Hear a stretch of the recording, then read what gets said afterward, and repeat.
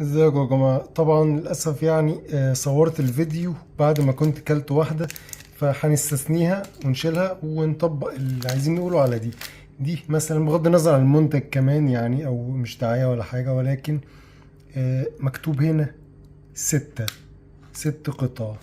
لو قلبناها نلاقيها 9.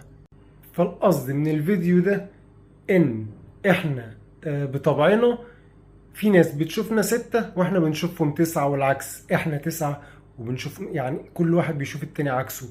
ففي اختلاف في الشخصيات، في وجهات النظر، في الآراء. فدايما نحاول نسدد ونقارب عشان ما يحصلش كلاش وأزمة وتصادم والعملية تكبر وتتفاقم. فنحاول نوصل لأرض محايدة ونتفق فيها، لأن احنا عكس بعض.